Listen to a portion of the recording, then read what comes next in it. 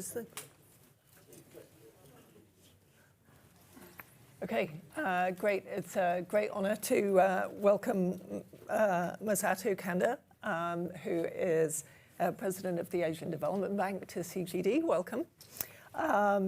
He's also chair of the board of directors and took on this role in February of this year, so quite new to the job. You arrived in interesting times. So he previously served as special advisor to Japan's Prime Minister and Minister of Finance, having spent 4 decades in the Ministry of Finance in various roles, including on international affairs, budget management, financial services, policy planning and coordination. And as Vice Minister of Finance for International Affairs, he played key roles in the G7 and G20 processes. He also served as chair of the OECD Corporate Governance Committee and an alternate executive director for Japan at the World Bank. So an honor to have you here and great to start the conversation. We will have one round of questions at the end, but I'll mainly be asking the questions.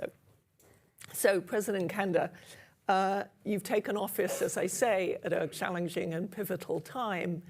Obviously, the region has a long history of successful development. What do you see as some of the key lessons from the past that will help Asia and the Pacific navigate the future? Thank you very much. First of all, it's a great honor and pleasure to join, and thank you very much for the invitation.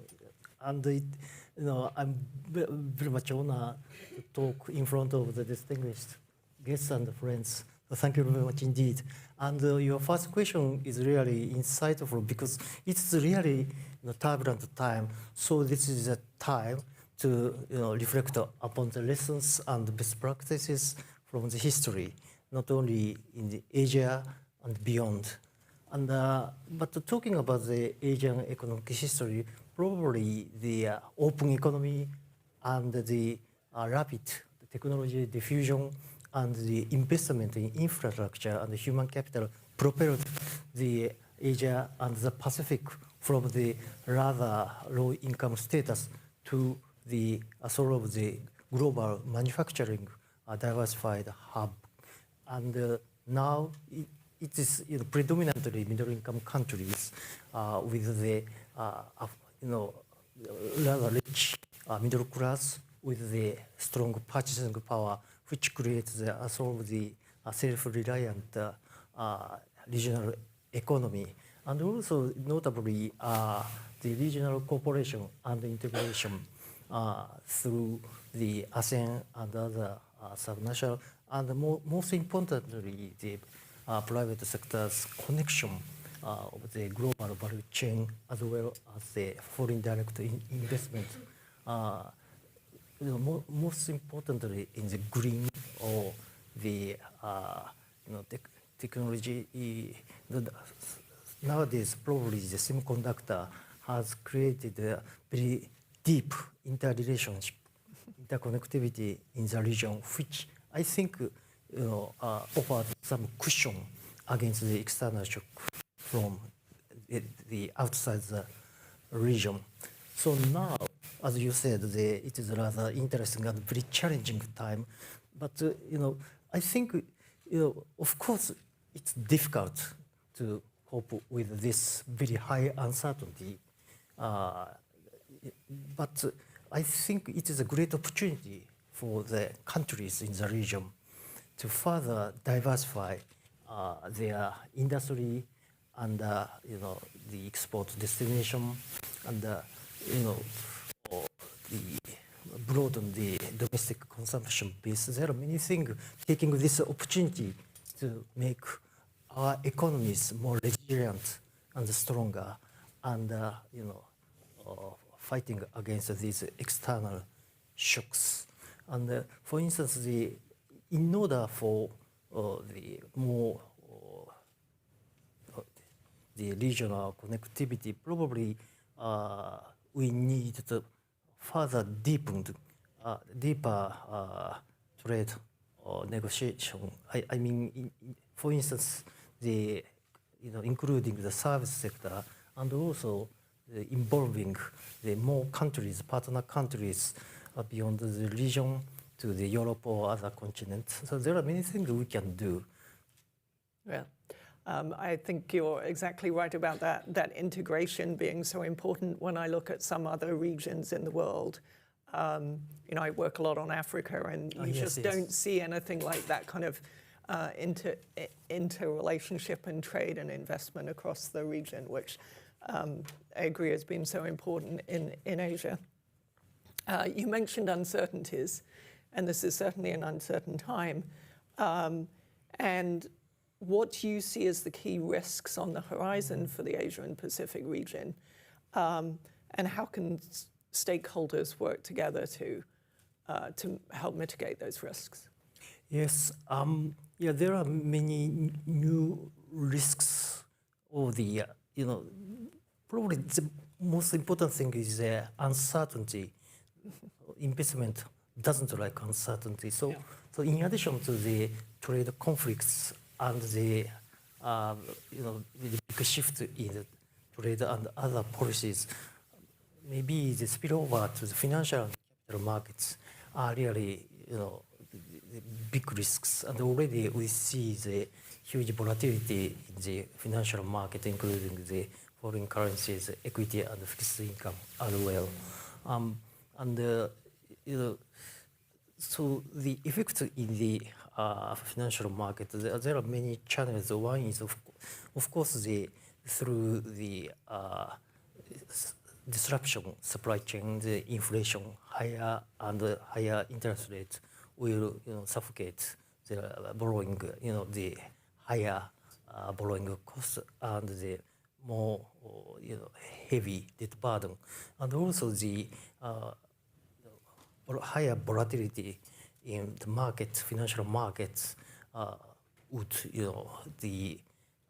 make the risk money escape from the market. So it's already actually we are witnessing at the moment.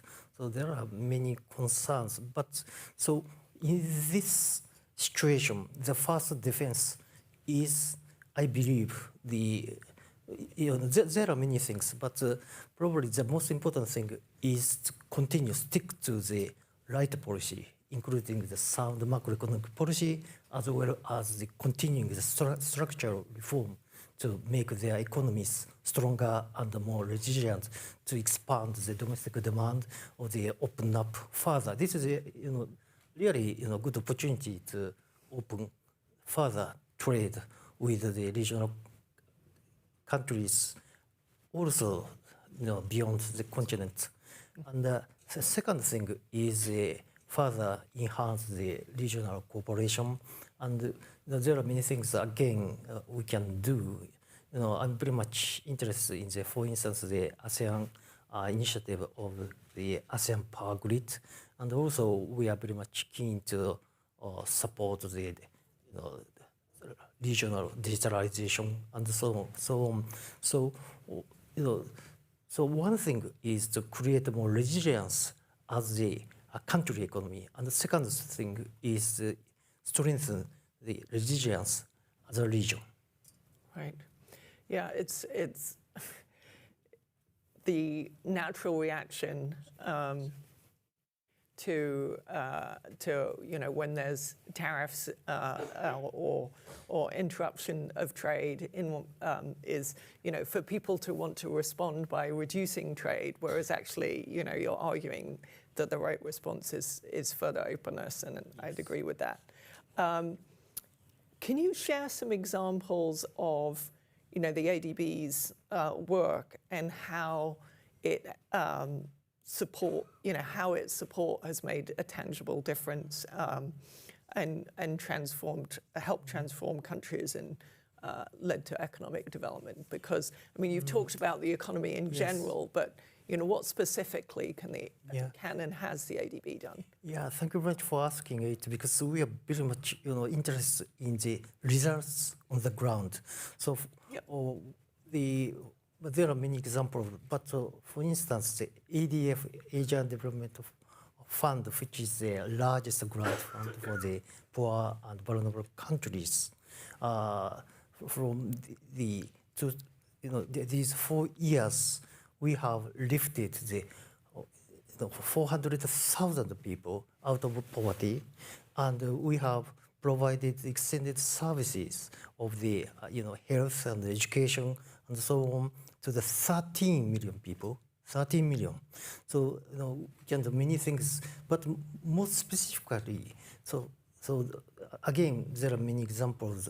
For instance, in Uzbekistan, so partnership with the Hanko, the bank, which is one of the commercial bank in Uzbekistan, connected the 50,000 SMEs, micro, small, and middle enterprise, and most of them are women-led, connecting to the market and services. Of course, obviously, we could create jobs and also the livelihood for the poorest region. Another example is in Lao PDR, we supported the tourist industry, the infrastructure, which connected the 50,000 people to the services and infrastructure. And of course, it enabled them to have the new business and create jobs, and particularly the most beneficial were women. So these are some of the examples. We are really trying to make a difference on the ground and deliver the tangible results on the ground. This is our mission, and we are confident we can continue and even enhance. Great, thanks. When we were talking outside, it was clear your passion for dealing with poverty shines through both in our earlier conversation and now. And connection is also seems to be, a theme running through everything you're saying. Let me turn to leadership. Yes. What do you think, we've talked about it's challenging times. You've taken over as a leader of a very important institution at this time. What values do you think are important for leadership right now? And how do you translate that into real-world engagement with all the different stakeholders you have to worry about, government, local communities, and other stakeholders? Yes.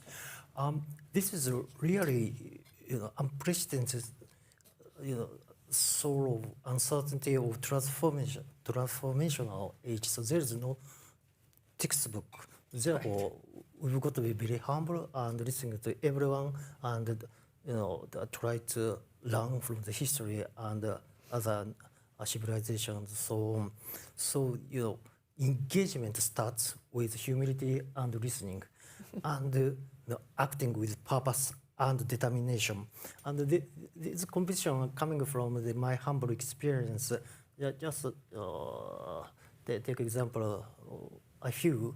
One is I traveled around more than 90 countries, and most of them as a backpacker when I was an Oxford student, and many of them were the developing countries where I witnessed poorest people, and actually I myself faced the life or death situations, and also I was helped by the poorest people on the ground.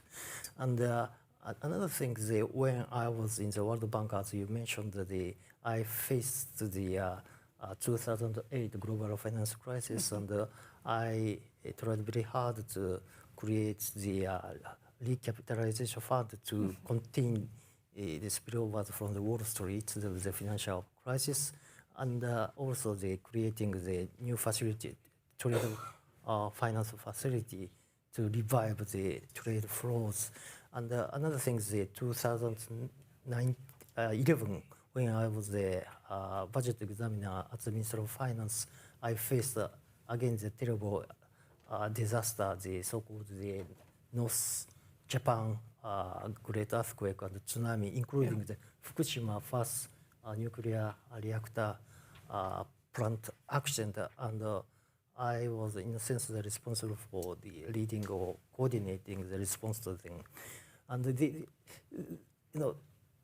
obviously there was no textbook. There was no precedent. So I found you need to be very much creative, innovative, proactive, and the risk taking. But most importantly, the collaboration is very much important. I couldn't do anything by myself alone. So, of course, before acting collectively, I needed to listen to the people, from the prime minister to the victims on the ground, and the private and public, and whole sectors.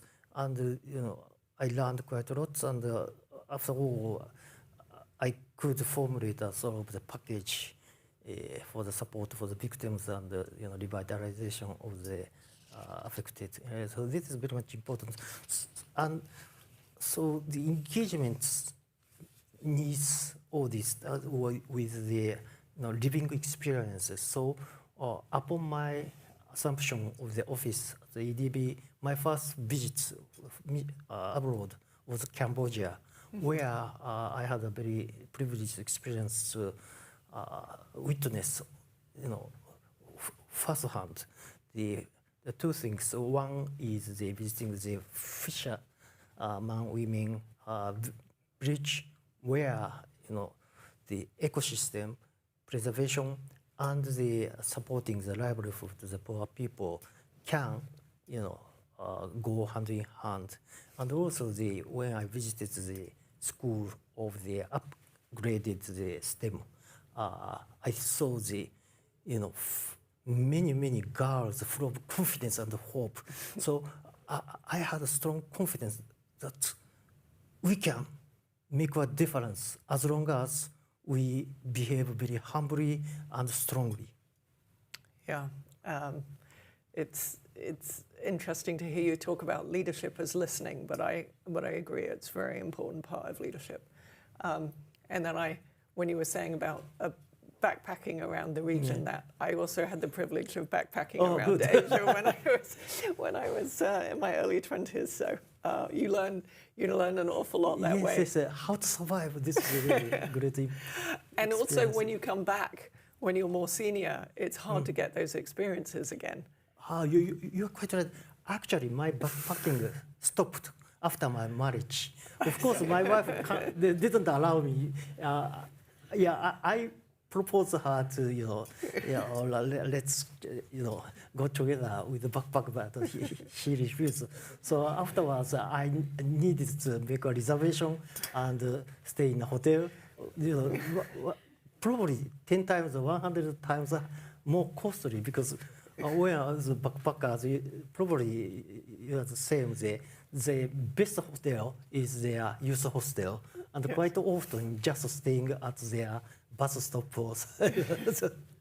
But it's also hard as a leader to have those more direct experiences with people, because your colleagues in the organization don't want you to. You're sort of protected a bit too much, I feel sometimes from that.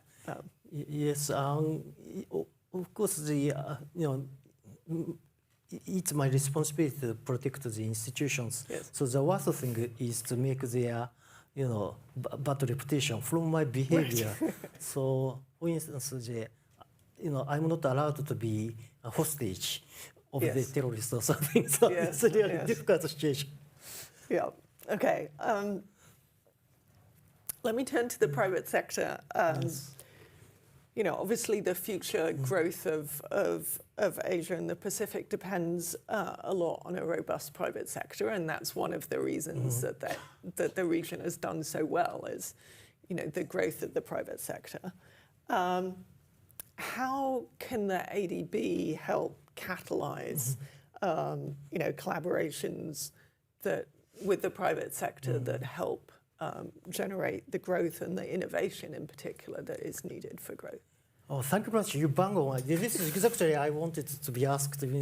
Private sector is our first priority. Okay. And we have a very big ambition. We have already doubled for these 2 years doubled, but our ambition is to further quadruple 4 times, 4-folds to the 13 billion annually in 2030. So this is very much challenging. But so just to understand, to quadruple the amount of lending to the bank. Yes, annual commitment. Okay. So this is quite challenging. But this is not only needed for the the global economy, regional economy to make more vibrant through the introduction of more market mechanism and private sector. But also, I think this is very much important for the culture change of our own institutions. I really want the all staff as sort of a hybrid, knowing the both public and private, the public interest mind, and also the private sector efficiency mind. So this is sort of the culture change as well. And but the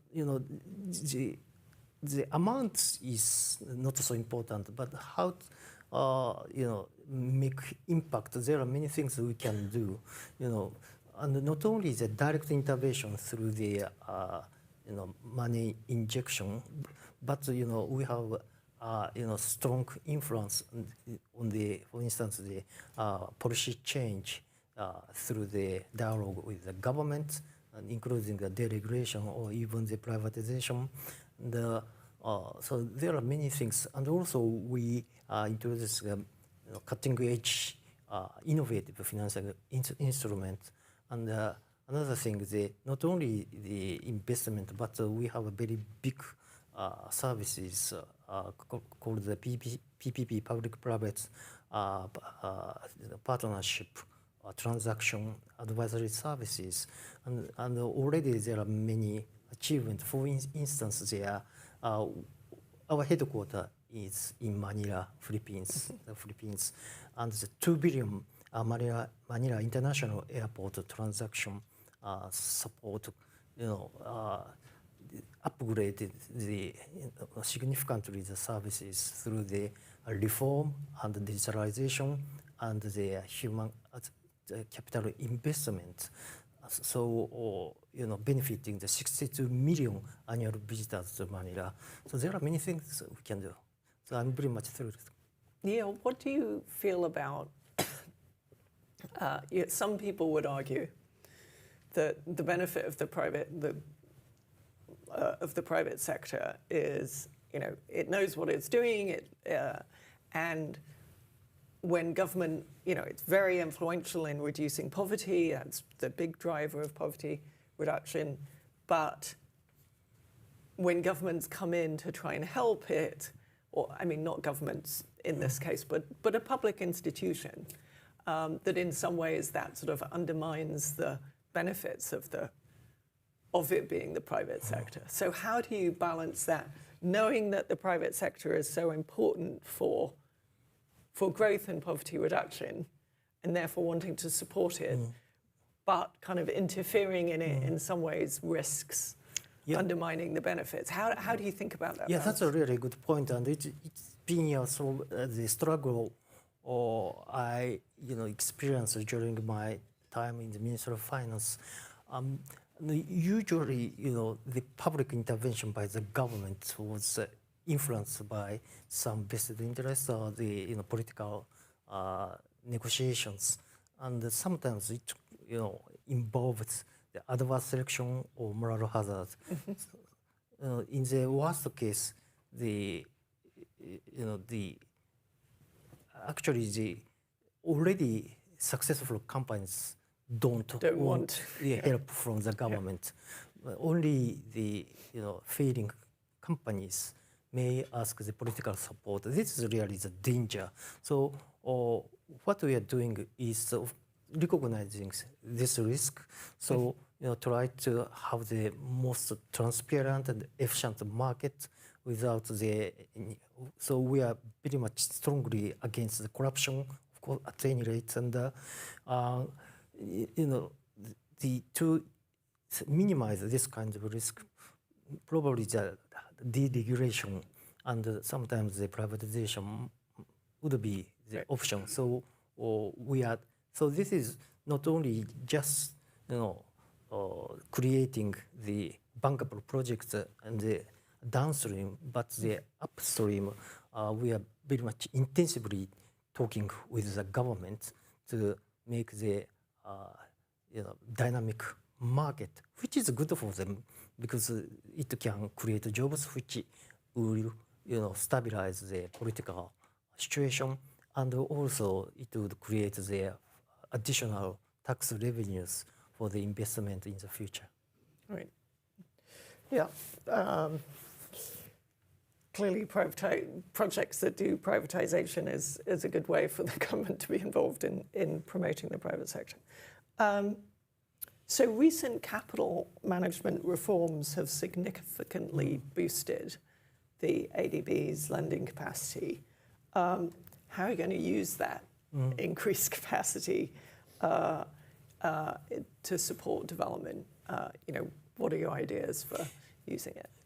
Yes, this is a rather enormous amount of new resources, $100 billion over 10 years. So this is really a 50% increase in the annual lending commitment from 24 billion now to 36 billion in 2034.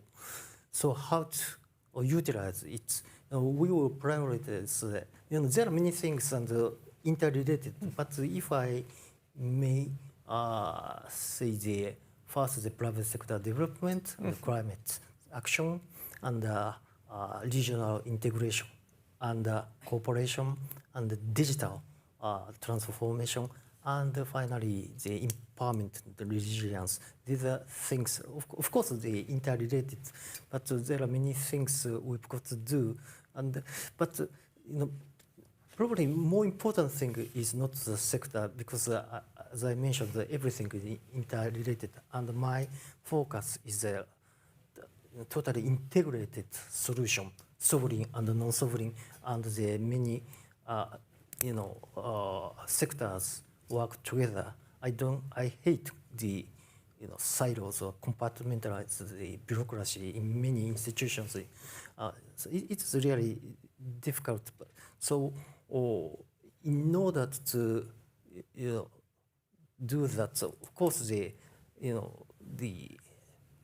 multidisciplinary team is being created, and ADB is quite happy because already from the start the sovereign and non-sovereign, public and private, are under the same roof. We don't have IFC or this kind of things. And another thing is the further decentralization. I'd like to empower the country office, resident mission, because we need to be closer to the client on the ground, to be agile and proactive to the very much transforming demands in a speedy way. And for the culture, I really want the more agile and proactive and more risk-taking and more open attitude of my staff. And as I mentioned, this is my belief from my experiences, and particularly important because of this age of uncertainty and rapidly transforming the environment. And already I feel the clients' countries are asking us help in even more speedy way and more creative way. And we are determined to respond. Right. You mentioned regional integration, and we've talked about connections and the importance of connection and regional integration throughout this discussion. I wonder how you manage to achieve that when you have a country lending model, where you lend to countries specifically. And sometimes that makes it quite hard to do projects that promote integration because you have to have more than one country involved. And I certainly know at the World Bank, people complain that those regional projects are extremely difficult to pull off, or the projects that build connections between countries are really hard because you have to be they're arguing about how much of the loan goes to them versus the other one. So how are you managing to square that, the sort of decentralization to the country level and the lending that's on a country level basis, but also promoting the interrelationship between them and doing investment that goes across? How do you square that? So yeah, that's a really good point. There are several ways, but first is to directly engage with the ASEAN or other subnational integration. Already, we have succeeded. For instance, the local currency bond market and to some extent the digitalization. And I have already committed to support the ASEAN power grid. There are many things we can do directly to talk with the entity as a whole. But you're quite right. It needs the individual countries' approval in many cases.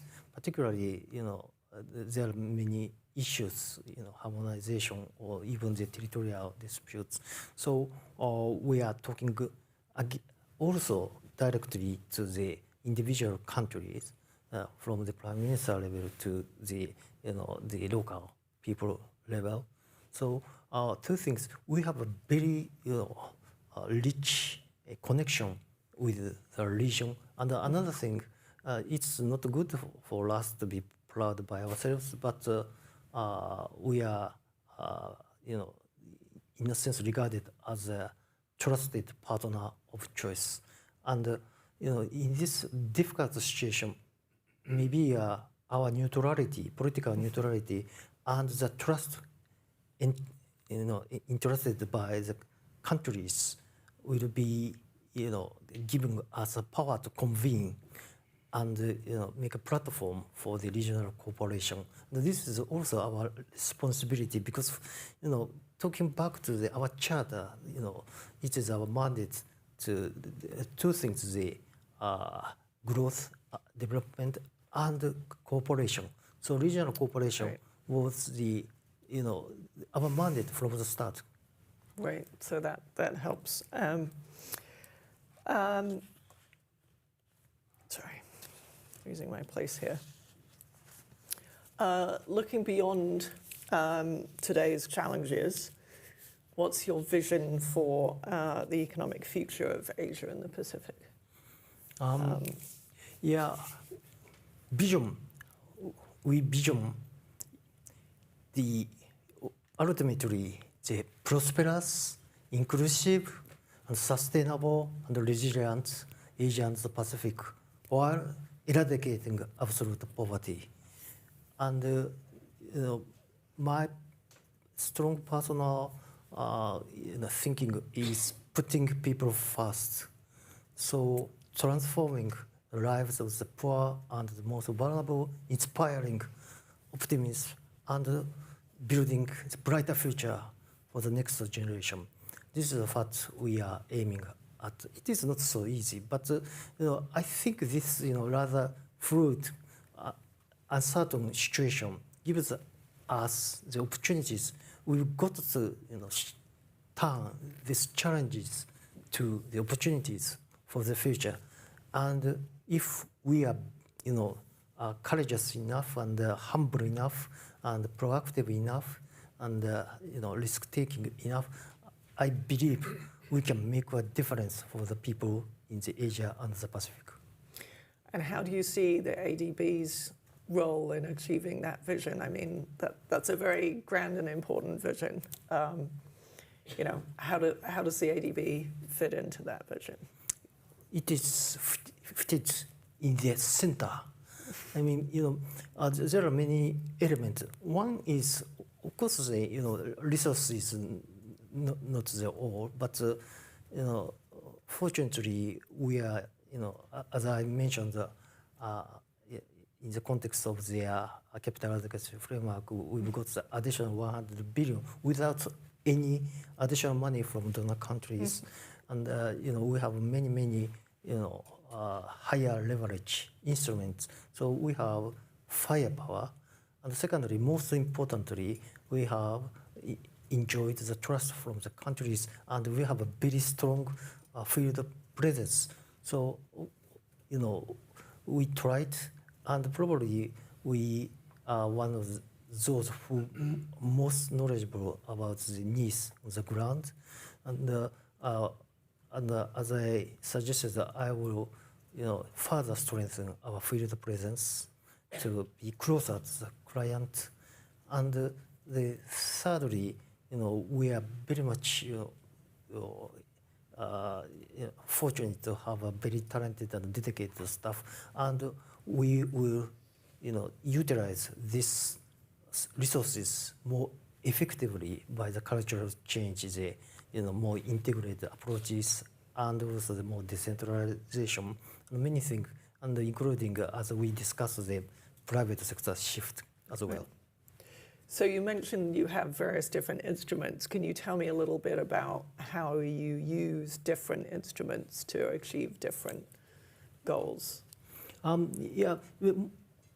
Most simple way is the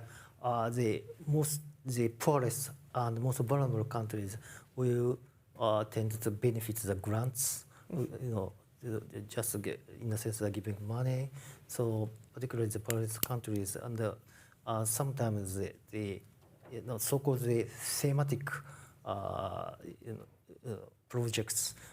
So even though not the poorest countries, but for the projects with a very big external effects, solve the public goods, sometimes it might be justified to give the grants to these countries.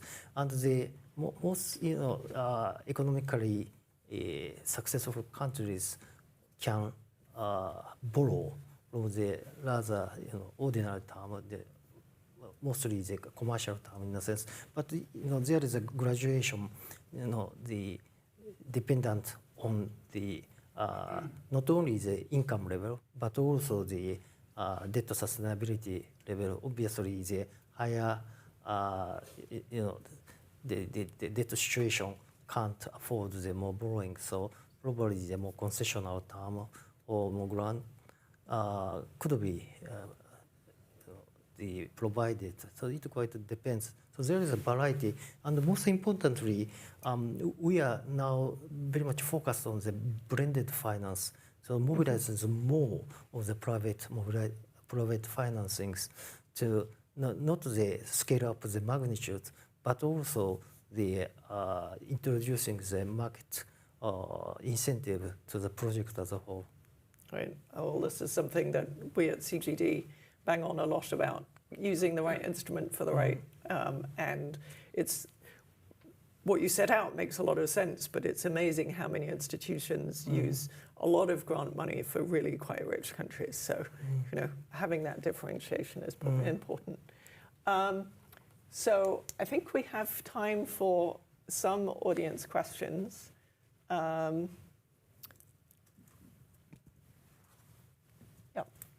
the back. Yes, you. We'll take several and then ask for a response. Hi, my name is Monica. I work at Tetra Tech. I have a question on critical minerals. So how does the ADB perceive its role in shaping the critical mineral supply chain in Asia and Pacific, especially amid the global competition? Great. And over here.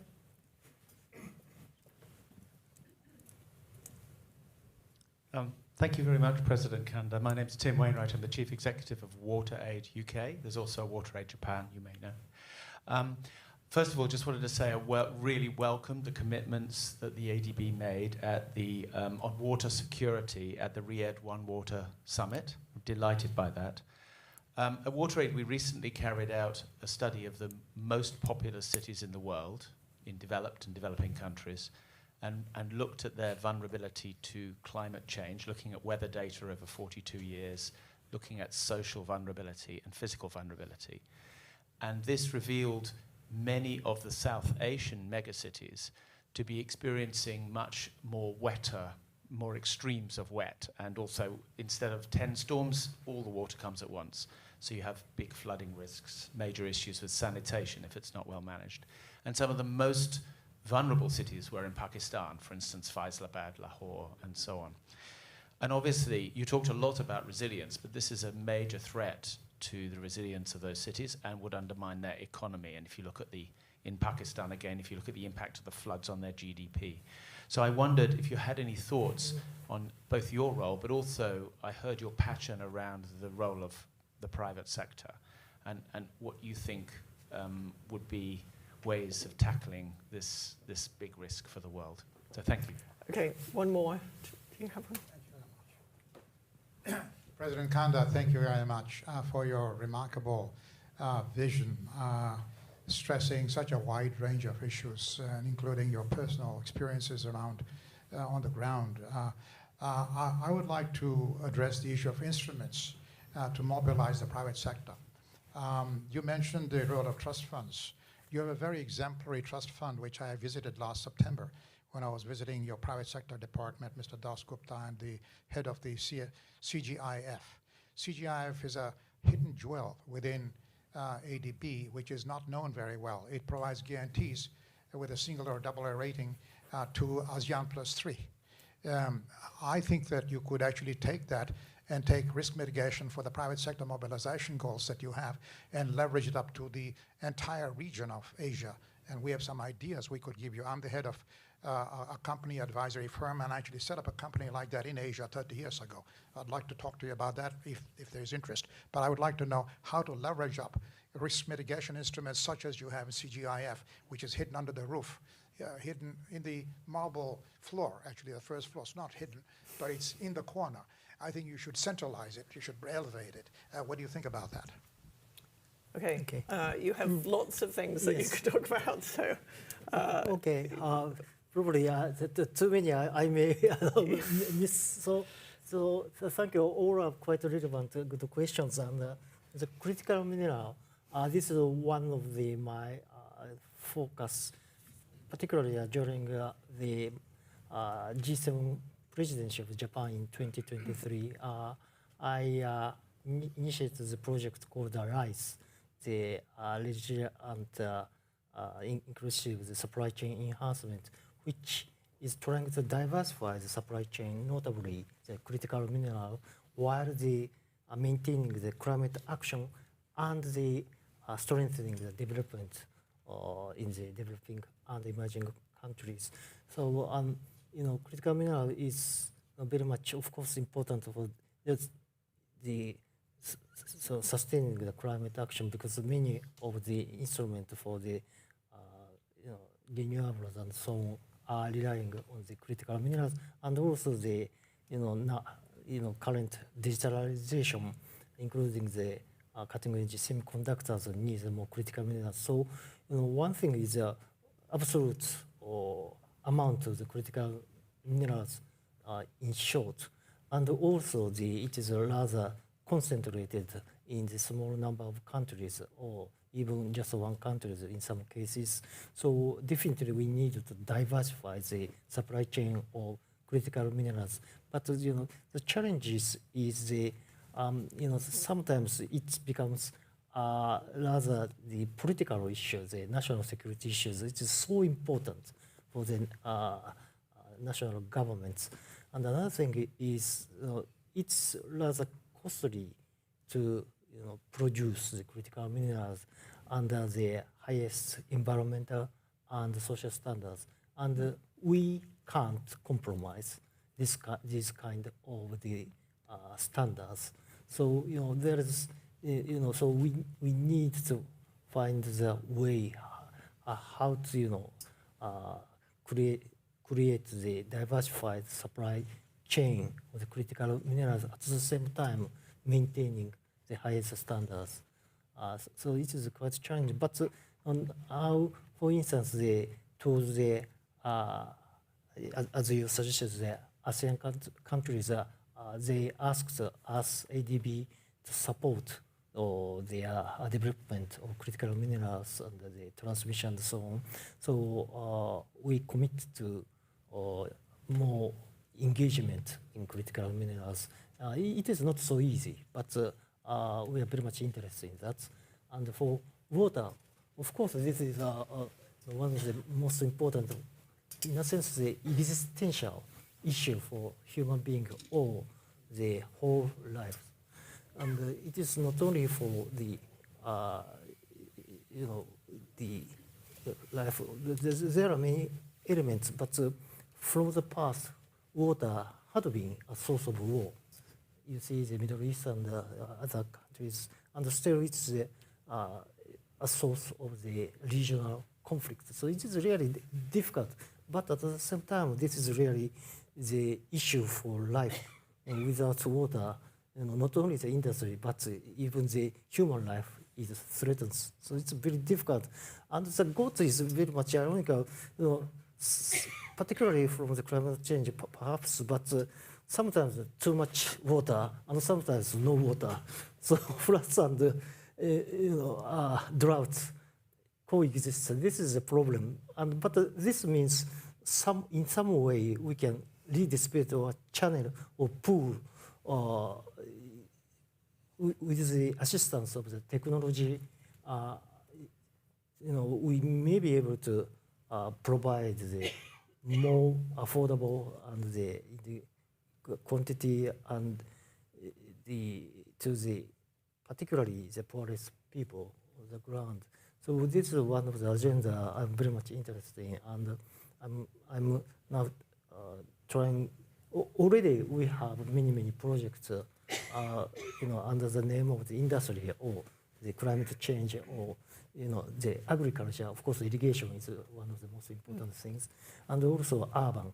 And so already, but we may have even more integrated approaches to water.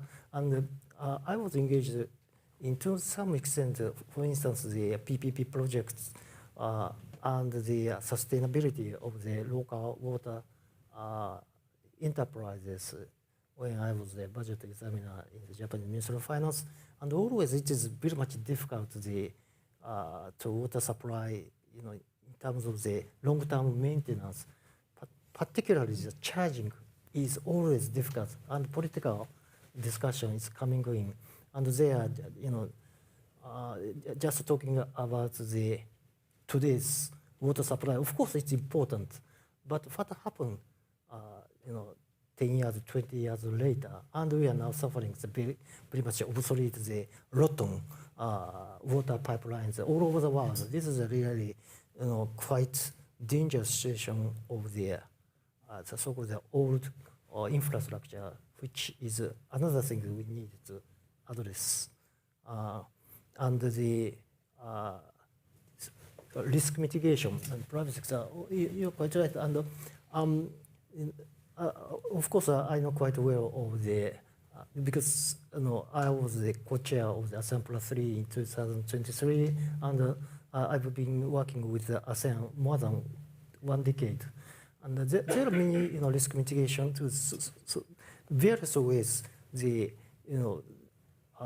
very big one is the total, risk leverage system, and for the individual private sector project, we have many instruments to risk distribution amongst the parties involved.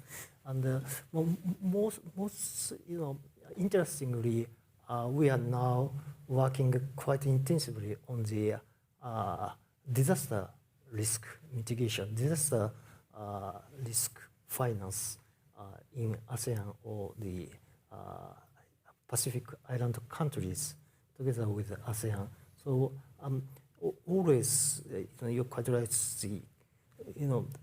given the limited amount of the real money, so the financial innovation is always welcomed. And thank you for your advice. Yeah, we have time for a couple more questions.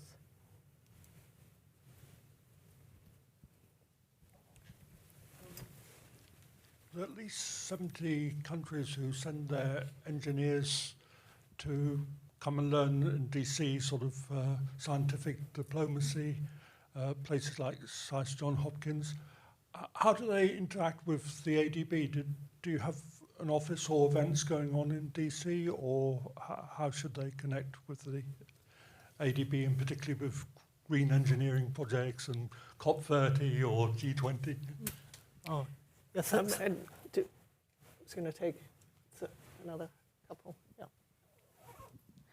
Hi, thank you. I'm Sabina Rogers from the Action Global Health Advocacy Partnership, and our particular interest is in more in ODA and the concessional financing and what role the ADB has in that side of development, and just wanted to get your thoughts on what you can share about what the ADB is planning or thinking, or where your thoughts are around filling in the gaps of the massive reductions in ODA, not just in the US, but also the UK, France, other European countries, other donor countries, whether it's along for nutrition, food security, there are some major replenishment moments happening right now with the Gavi, the Global Alliance. There's the Global Fund to Fight AIDS, TB, and Malaria, CEPI, GFF. It's just like unending. But your thoughts on how you might be tackling that challenge?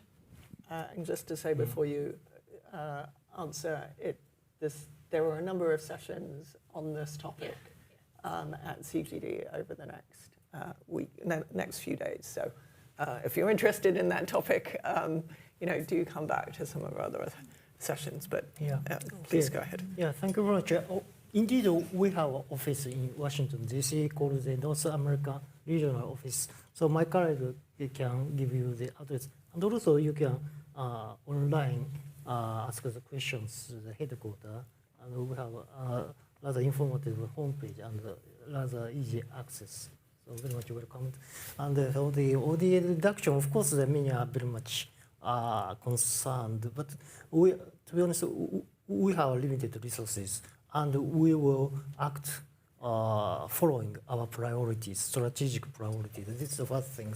But we have, at the same time, we have many partnerships with other agencies. For instance, in the fragile countries, we are working with the UN agencies, and for health or agriculture, again, we are working with other partner institutions. So in this way, not filling the gap, but as a partner, we can continue to work together. But we are in a sense not simply the position to fill the gap. So we should wrap up, but I think there's a very interesting question for MDBs about, because a lot of the aid cuts have come for in the area of health, and in a lot of places, there hasn't been lending for some basic health services. It's been seen as, Gavi should provide grants, but I think it does raise the question of, with such a reduction in some of these health grants out there, as to whether the MDBs will need to start lending to countries for basic health services in a way that they haven't. I mean, obviously, there have been health loans before, but traditionally they haven't done loans for immunization or other things. So I do think there's an interesting question there about whether MDBs have to change a little bit about what they do because in response. So obviously it can't fill, there are a lot of areas where you can't fill the gaps, but there may need to be some changes. Yeah, well, the two things, of course, we need to demonstrate how we are efficient. And as I mentioned, we have tried to increase by 50% without any additional money from donors.